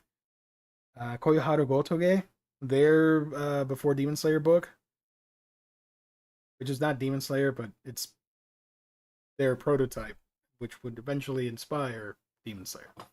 Red River, that's going to be one of my recommendations. Spider-Man Octogirl, that doesn't come out in October. Yes, it does. Oh, damn it. All right, I'm going to recommend that too because it's Spider-Man. After God, does it come out in... Oh, November. Phew, all right. No, no, no. So, yeah, lots of interesting things coming out. Let me just scroll by real fast here. This damn thing comes out in November. Yeah, no need to worry about that. Is the Order of Rabbit? This does come out in October, so I do have a copy of this. Shout out to Yen Press for hooking your boy up. Let's go here real quick. I talked about an Omnibros monster marriage thingamajig. It's a etchy comedy series about monster girls trying to look for dates and love. I do want to check it out. It sounds fun. Why not? Not opposed to the spice. We need spice in our lives. It can't all be vanilla. This is the highlight for a lot of people, and I am so honored that Yen Press sent me a copy. A lot of people are excited for this one. Oh, I gotta sneeze. Sorry. The guy she was interested in wasn't a guy at all. Volume 1. Um, has a heavy price tag, $20, but it's large trim, and it has that green tone filter in every single page. So that is an expensive book to print out. So I understand the $20 price tag. But I will be talking about it in a video soon. Probably like 3 videos from now, because I have a lot of stuff to film. Lycoris Recoil, does that come out this month? Yes, it does. There's a lot of stuff, man. Holy crap. I got this as well. You know what? Let me show it. Why not? I don't know. Am I the first YouTuber to show this on a live stream? Maybe. Here it is. Look at that. I I saw the box, and I knew it was Yen Press because of the hatchet, and I got so excited. I'm like, oh, it's happening! All right, let's go. I did not expect this. I was fine with just 1 or 2 books. Honestly, I don't feel I'm worthy. To be honest, it's still a little surreal. But they did send in the box set for Toilet Bound Hanako-kun. Oh wait, how do I do this? There we go. Look at that. And you open it to this and the side here. The hell is the opening? How do I open this? You can't open the stall. Come on, dude. Are you a professional or not? As Jess would say. There we go. Okay, found it. So it opens this way. There you go. Da, da, da, da. There you go. And you got volumes 11 through 20 of the series. Now the problem is I don't have the first 20 volumes. I know what happens in the first 10 volumes. I know what happens in those 10 volumes, and I don't own them. So now I'm like, great. I need to buy that first box set. And as for extras, we get this acrylic display print. It's really cute. No poster, thankfully. I hate the mini posters. Uh, ah. Right. So this is going to be interesting whenever I do talk about it. Probably should be in a week or two. So yeah, super excited. Holy crap. Ah. You know,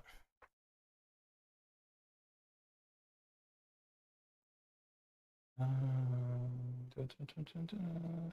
I buy most of my manga from Mary Manga Co. I wanted to. I think the problem was they list me outside of the US, which is stupid, and as a result, it's pricier.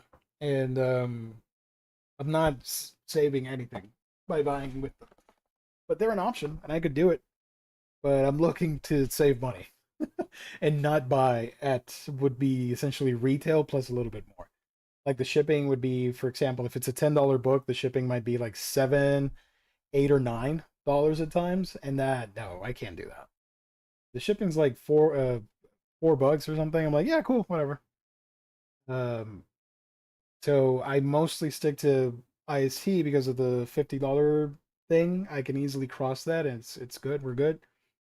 Buy anime. I use it for like Square Enix books and stuff that's not on IST. I'll get it through them. And Amazon. Sometimes they lowered the prices for books. I recently got Dandadan Volume 4 for I think it was on sale for like $6. So I got it. And books are not taxed over here, so I don't pay any tax fees for books. And I got Prime, so I get the free shipping. That's why I do that. Plus, sometimes there might be a week where there's only like two books coming out, and if you add the shipping price from the other websites, it's pretty much what I would be spending if I were to get it through Amazon. So I go Amazon route.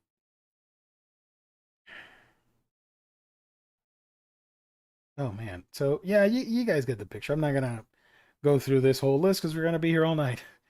Sword of the Titans. Does this come out? Oh, this got moved to February. Oh, shoot. Damn. All right. Rest in peace. Talk about that next year. Hopefully, we're alive and kicking, right? Um. Oh, here we go. Let's go, baby. I am a degenerate. I will get this. It's not too offensive, and it's just fun. She's trying to find a date, and they're all like creatures and stuff. Like you get vampires, yaoi obsessed gorgons, werewolves and stuff. Like hell yeah, I'm a huge fan of monsters and creatures and yokai. That's my thing. And if I can get like a comedy, slightly perverted, like sure, whatever. I'll do it. I'll read it. It's probably not gonna be great, but it'll provide some entertainment for you guys when I review it. I think this is only like 5 volumes long or four, so it's not a huge commitment. I'm fine with it. Oh, look at that. My wife has no emotion. There we go. Look at that. Plus sized elf. Second helping. Wow.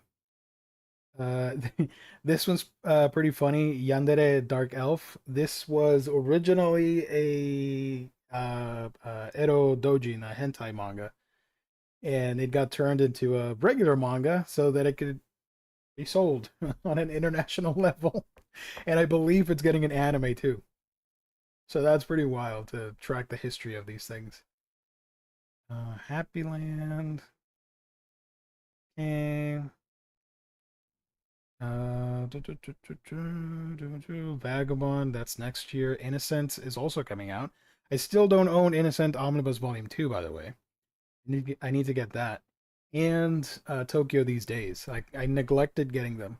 Because they're pricier than the standard one. Like, if I can get a manga for less than $10, for 50, I end up getting a lot of books. And sometimes the budget isn't too big, so spending most of it on like expensive releases like this one, I'd rather go the other route and get more books, more bang for my buck, as they say. Three Exorcism Siblings. I will be talking about that or getting that. Sorry. Corpse Blade. I might talk about this on the video, but it got moved to December. What the shit? I've not looked at any of this. What the hell, man? Working for this is in November, is it not? December. Whoa. All right. Things are moving, baby. Uh, Versus. Is this coming out in October? Yes. Yes, people are excited for this one. I do want to get it, but not right away. But this I will get. Love me that art. So good. Bless comes out next week. I am getting that. Blade of the Moon Princess is the final one, and we'll have the full series. This one's pretty interesting. I will talk about this if it comes out in October. Yeah, this is another one of those Kodansha English first manga. So we're getting the premiere in physical format, and then Japan will get it later. Box sets galore. Your Line April. I will recommend this, but I personally will never read this or watch this show ever again. I was too hurt by this story to go back to it. My guilty pleasure, Rent a Girlfriend. Let's go. Want to do bad things with you. Okay, let's do one more page and call it for tonight because it's late. Yeah, let's go back. Tenebanashi. Destroy All Humans. You know what? Is it coming out in October? Oh my god, it is. I kind of want to get it, even though I don't care too much for magic. The art in it looks surprisingly well. And it even comes with a freaking card inside. I don't know what the hell I'm gonna do with the card, but I don't know. I like the thing.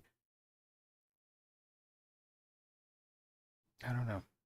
Actually, I might skip it because if we're gonna talk about card games and manga, I'd rather collect Yu-Gi-Oh and oh, what's the other one with the gambling? Kaiji, which it's not a card game, but it has like gambling stuff. I'd rather get those first than concentrate on this new series that's coming out. New as in for us. Tales of the Tendo family. Yeah, yeah.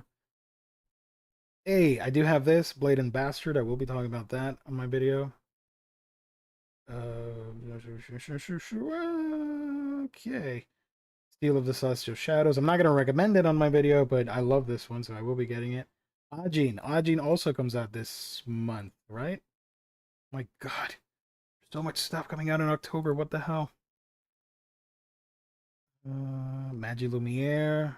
Love it. Record of Ragnarok is coming out. Kind of the Great Snow Sea. Iruma-kun. Oh, this is the Carnival arc. This was really good. I enjoyed this part in the show, in the anime. Love me that. Some booty action. Look at that. They're very similar to each other. I just noticed. Please put them on. Takamina-san is very etchy. And then Interspecies Reviewers Volume 9 is back with a Sphinx lady monster. And they have a similar pose, just the arms different. All right. Yes, I will be getting Interspecies Reviewers. Moving on. Da, da, da, da, da, da. What's this? What's here? What's left?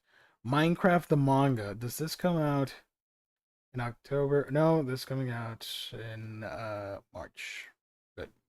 I'm pretty sure Minecraft the manga will be better than Minecraft the movie. Tokyo Alien Bros. I think that comes out next year. This is all over the place. Yeah, I'm not gonna do this anymore. Sorry. All right. There we go. Freaking Natsume's Book of Friends, man. I hate this. I want to own this series so much because I enjoy the show and I want to read the manga. But look at this stupidity. I don't know why people aren't asking. Well, we do ask because even I've taken part of the solicits on Twitter when Shoujo Beats asking, "Oh, what thing should we reprint?" Natsume's Book of Friends, please. But we never get a reprint. If I do this, product type, manga, newest to oldest. The hell? Okay, no, that's not right. Damn it. Natsume. Okay. Natsume. You can get volume 1 because that got reprinted, and volume 2 as well. You can get volume 29. You can get 27. You can get 2. You can get 28. You can get. Why are we getting these search results? Okay. You can get volume no, volume 24 is out, volume 19 is out of print, volume 3 is out of print, volume 17 is out of print, volume 26 is out of print, volume 20 is out of print, volume 4 is out of print, volume 12, volume 16, volume 8, volume 6, volume 23, 25, volume 5, 10, 22, 14, 18, 7, 9, 15, 11. Everything's out of stock or out of print with this. I can't deal with this. You're putting this out. I'm happy for the ones that are collecting it and have every single volume. I am jealous. But shout out to Shoujo Beat, I guess. All right, I think we're gonna call it. Where am I clicking? There we go. Okay. What did I miss? Let's see. I missed free tax. Is IST getting Square? IST is not getting Square Enix. Sorry. Kane is disappointed in her stream right now. Absolutely. We don't deserve Kane. He's so wholesome and great, and then here I am, like I'm gonna get interspecies reviewers. She's just face palming. If Gio's gonna be a degenerate, he will do it in a monstery, creaturey, yokai kind of way. Let's go. That's right, dude. It's actually fun. I mean, like the monster stuff, not being a degenerate. Please don't misquote me. I do recommend the show if you're interested, but it does have a lot of sex in it. Not gonna be for everybody, but it's very funny and outrageous. I hate myself for how many deluxes I'm gonna get. Tempted by Versus. How is the packaging from Buy Anime? Last time I ordered from Crunchy, one of the books came in damaged, so I'll probably try Buy Anime as an alternative. Uh, let's see. It's probably more of the same packaging.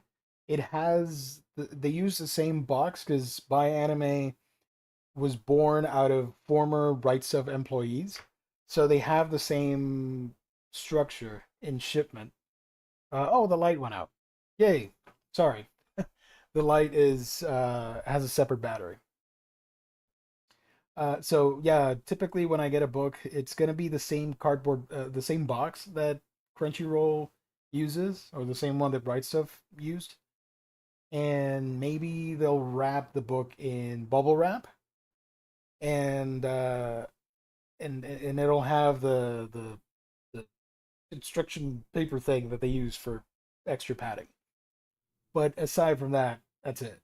It's not like in stock trades where you have the thing that they use now to snuggle the books in with the multiple layers of bubble wrap and stuff. You're not gonna get that.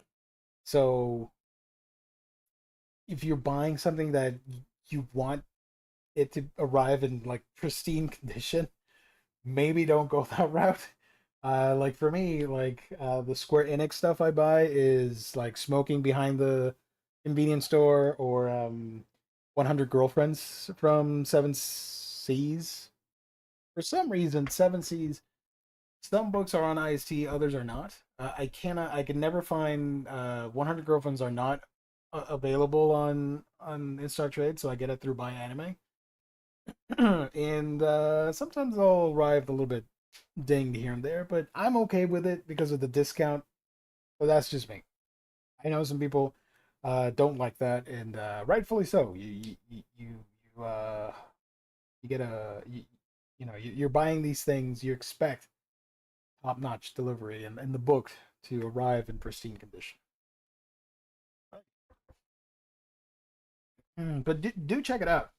Be aware that there's a lot of not safe for work stuff in there, so don't open it in public. They do have a filter though for it, so don't worry. I love Warhammer and 40K. I will never play the tabletop. Just enjoy it. Nice. Welcome to Demon School, Iruma-kun. You love it. I love it too. Minecraft looks weird. I thought my love story was finished. This one is, I think, my love story in college. This is like like a one-off spin-off, even though it's volume 14 or something, like a one extra mini story. I might be mistaken. I got the first three singles of Ajin right before the complete edition were announced, so I'm just going to get the second one and live with the mismatch. I mean, if you can find a way to sell them, go for it. So you have a full set in omnibus format. But I get it. I've done that. I miss the bundles and right stuff sales. The bundles in the Crunchyroll store are not great. So yeah, I agree with you. I will mourn right stuff for as long as I live. Absolutely. I tweeted, uh, yeah, I tweeted. I'm still shadow banned on Twitter, by the way. So if you want to find me on Twitter, go to the Omnibros Live Twitter. So I'm not. Sorry, been speaking too long. For me to reset the ban, what was suggested is to just leave it alone for 2 weeks, and so the algorithm can reset itself or something. I'm trying that. If it doesn't work, then I don't know. But for the time being, you can find me on Threads, Blue Sky, and as Manga Geekdom, and on Twitter as Omnibros Live. What was I saying? Lost my train of thought. Oh, the bundles. Right stuff. I tweeted an image of Ritsu, the mascot, and I hate that the mascot just got retired and disappeared. I hope they can Crunchyroll can acquire it for some reason and incorporate it into their iconography. That'd be fun. I'm under Crunchy's bed, grabbing at their feet in the dark, haunting them. But yeah, their bundles are not great. You don't save a lot. You save the equivalent of a couple bucks. But yeah. Ooh, and the name of the Mermaid Princess. Hey, these are. I hate this listing so much, dude. These are all next year. We just got the cover reveal for Hunter x Hunter. That's good. Posted that on my Discord. If you want to follow me, you can join my. Oh, I don't have the link here. And James is not on here as well. Damn it. Okay. Go to my main channel, and in one of my videos, in the links, in the description, you'll see the link towards the Discord. If you're not on there, I would appreciate it if you join. It's a lot of fun. And I did pre-order the Delicious in Dungeon box set. I know I wasn't gonna do it, but I did.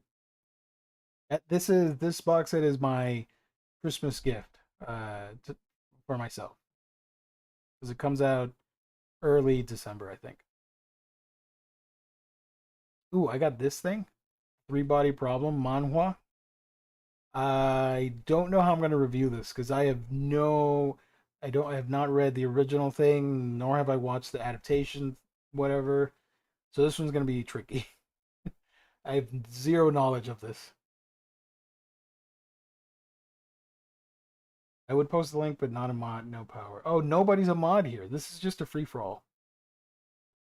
I already own all of Delicious and Dungeons, so no box sets. I had the first two, and then everything started going out of print. Eventually, it did come back, but I didn't get to it in time, so I think they're still out. So I only own the first two volumes of Delicious and Dungeon, and just forgot about it. Now that the box had got announced, I'm like, all right, I'll give away the first two or do something with them and get the box set. So there you go. That's it. For reals, that's all I got. Thank you everybody for tuning in. This is a wild and wacky episode. I promise I will do these more often. Just life gets in the way, and sometimes on a Saturday I don't feel up to it. But for this one, I did. So thank you everybody. Jesus, it's already one. Damn. That's it for now. I'm probably gonna go and watch some YouTube videos while I play some Sonic Superstars for a couple minutes, and then fall asleep. That's my night. Hit the like and stuff. Follow. I don't know. Follow my main channel, Manga Geekdom. On Tuesday, I will be posting the most anticipated manga releases for October, and then I'm gonna try and get the video up by Thursday or Friday, where I do first impressions on three particular series, and then next, the third video, upcoming video, I will start doing some of the Yen Press stuff that I got, or maybe a haul video, something like that. So that's the schedule for now. And I will be making a Halloween video. I looked at my Ito books and realized that I have like six of them that I've not read. So it's going to be one Ito extravaganza because I was reviewing all the Ito books on the channel and rating them on a scale. So I'm going to do that and to keep the tradition going. I haven't done that in like 3 years. Holy crap. So I do have like 5 or 6 Ito books that I need to talk about. It's going to be like Catching Up with Ito, a Geo story. That's it. I'm done. Thank you, everybody. Stay safe. Have a great night. Have a great weekend. Have a great week. I love all of you so very much. Thank you so much for being a part of my life and so on and so forth. It's very special to get to do this. It's a privilege. So, on that note, I'm out. Peace out. I can't play the outro because I'm going to get claimed on the copyright thing on YouTube. I'm just going to cold turkey end the broadcast right here. Thank you, everybody. Once again, God bless. Stay safe out there.